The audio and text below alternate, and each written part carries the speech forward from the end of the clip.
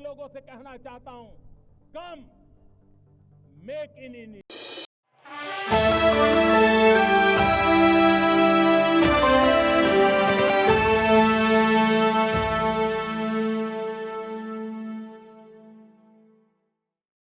आदान प्रदान किया गया।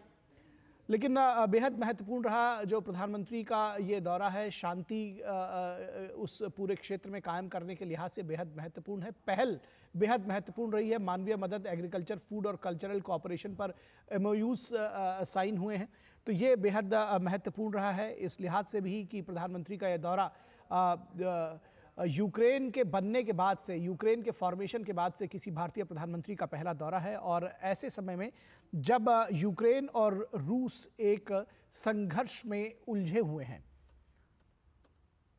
ये प्रतिनिधिमंडल स्तर की जो वार्ता है ये बेहद महत्वपूर्ण है। और जो प्रधानमंत्री का दौरा है इसको लेकर के बहुत जिसको कहते हैं कि दुनिया भर की निगाहें थी। और निश्चित तौर पर जो सारे मामले हैं जिनका हल एक दिन में कोई भी उम्मीद नहीं कर रहा था, लेकिन इस बात की उम्मीद ज़रूर की जा रही है कि धीरे धीरे करके इन तमाम मुद्दों पर आगे बढ़ा जा रहा है। और प्रधानमंत्री का ये जो दौरा था इससे शांति की तरफ एक स्टेप ज़रूर बढ़ने में मदद मिली है। और भारत यूक्रेन के बीच में तमाम जो समझौते हैं, MOUs हैं, उन पर दस्तखत हुए हैं। मानवीय मदद, एग्रीकल्चर, फूड और कल्चरल टाइज को लेकर के ये जो MOUs हैं वो साइन हुए हैं। मेडिसिन और ड्रग के लिए भी MOU साइन हुआ है।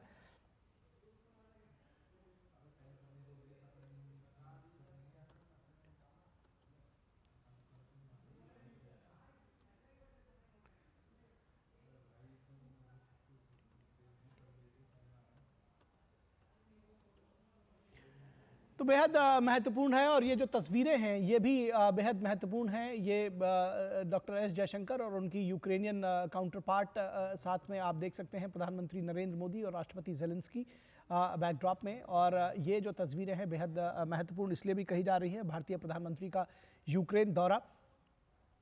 और ये इस बात को साफ तौर पर समझा जा सकता है कि किस तरह से पूरी दुनिया, क्योंकि अब जिस तरह का ग्लोबल वर्ल्ड है उसमें जब कहा जाता है तो पूरी दुनिया किसी भी युद्ध से सीधे तौर पर परोक्ष या अपरोक्ष रूप से जुड़ी होती है। और जब हम कहते हैं कि भारत ग्लोबल साउथ की आवाज़ बनकर उभरा है, तो तमाम वो छोटे मुल्क, तमाम वो गरीब मुल्क जो अपनी आवाज़ यहाँ किसी एक बड़े फोरम पर नहीं रख सकते, भारत उनकी आवाज़ बनकर उभरा है। और तमाम वो सारे मुल्क, पूरी दुनिया इस युद्ध से प्रभावित हुई है।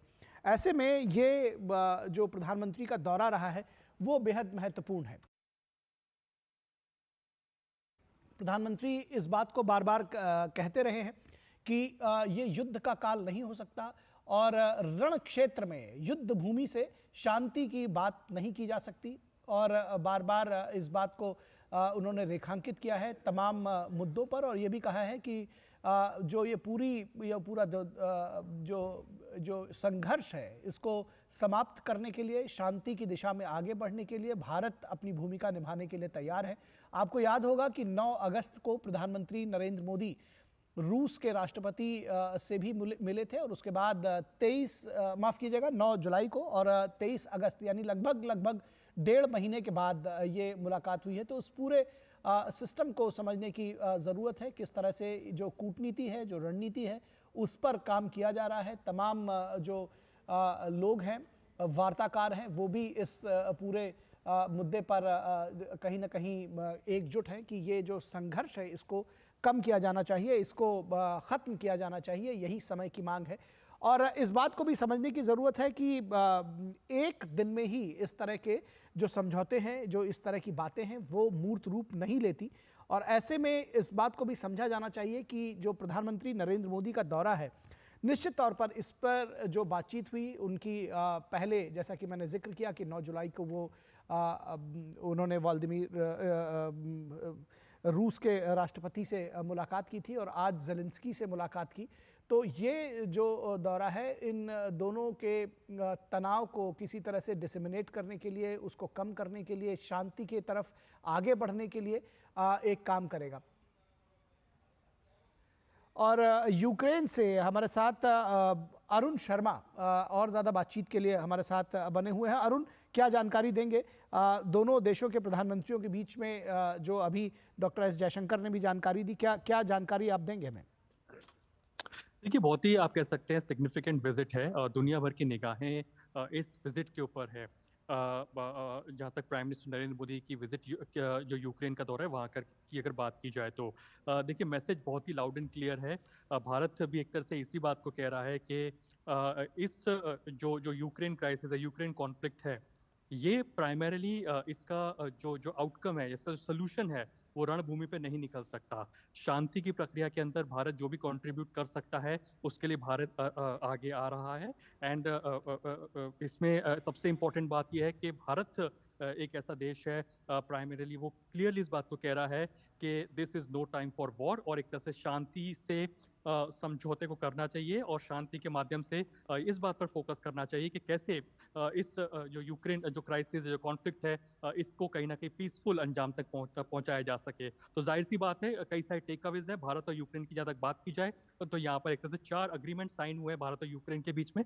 फोकस एक तरह से इस बात के ऊपर है कि कैसे एग्रीकल्चर जैसे क्षेत्र के अंदर, टेलीमेडिसिन के क्षेत्रों के अंदर एक तरह से जो कोऑपरेशन को बढ़ावा दिया जा सके इस क्षेत्र के अंदर। और इंटरेस्टिंगली हम इस बात को जानते हैं कि भारत हमेशा एक तरह से इस बात की भी वकालत करता रहा है कि कैसे जल्द से जल्द इस यूक्रेन कॉन्फ्लिक्ट का एक तरह से अंत हो और शांति के माध्यम से कैसे एक तरह से जो ये कॉन्फ्लिक्ट चल रहा है वो खत्म हो सके। और भारत जो भी कुछ कोऑपरेट कर सकता है तमाम स्टेक होल्डर्स के साथ में शांति की जो प्रक्रिया है उसको बढ़ावा देने के लिए, तो उसमें भारत योगदान के लिए तैयार है। तो जाहिर सी बात है, काफी इंपॉर्टेंट विजिट कही जाएगी प्राइम मिनिस्टर नरेंद्र मोदी की, जो यूक्रेन को लेकर के यहाँ पर अभी हो रही है।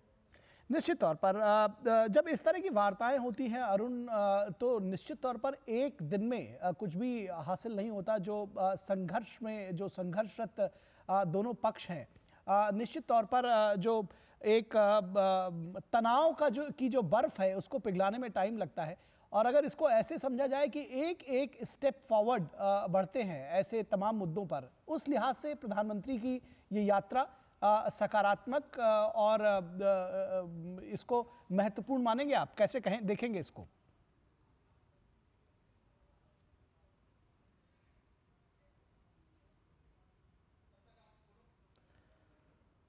अरुण शर्मा के साथ दोबारा जुड़ने की कोशिश करेंगे। हमारे संवाददाता अरुण शर्मा यूक्रेन कीव से हमारे साथ जुड़े हुए थे, दोबारा उनके साथ संपर्क स्थापित करने की कोशिश करेंगे। लेकिन जिस तरह से बताया जा रहा था कि वोलोदिमीर ज़ेलेंस्की के साथ प्रधानमंत्री नरेंद्र मोदी की ये वार्ता बेहद महत्वपूर्ण है, क्योंकि बार बार इस बात को कहा जा रहा है कि एक दिन में कोई भी जो सॉल्यूशन है वो नहीं हासिल होता है। लगभग 2.5 वर्षों से ये संघर्ष यूक्रेन और रूस के बीच में चलता आ रहा है। इसमें बहुत सारे ऐसे पक्ष भी हैं जो इस युद्ध को अगर सीधे तौर पर कहा जाए तो वो उसका अंत नहीं देखना चाहते, लेकिन दुनिया के अधिकांश देश ऐसे हैं जो चाहते हैं कि इस युद्ध का अंत हो। दोनों जो देश संघर्षरत हैं उसमें प्रधानमंत्री नरेंद्र मोदी की जो एक बड़ी भूमिका और भारत की एक बड़ी भूमिका देखी जा रही है। शांति के पैरोकार के तौर पर भारत प्रधानमंत्री मोदी की अगुवाई में शांति का पक्षधर रहा है। प्रधानमंत्री नरेंद्र मोदी बार बार इस बात को कहते रहे हैं कि ये युद्ध का काल नहीं है, ये शांति का काल है।